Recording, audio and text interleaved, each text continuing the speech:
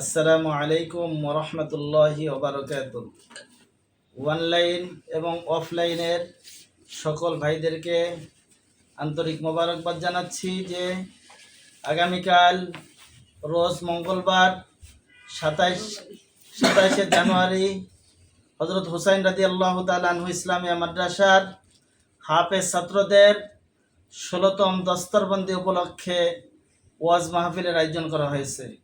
উক্ত ওয়াজ মাহফিলে প্রধান অতিথি হিসেবে উপস্থিত থাকবেন আন্তর্জাতিক খ্যাতি সম্পন্ন মুফাসসিরে কোরআন জনাব হজরত মাওলানা মুফতি আরিফ বিন হাবিব সাহেব দামাত বরকাতুহুম।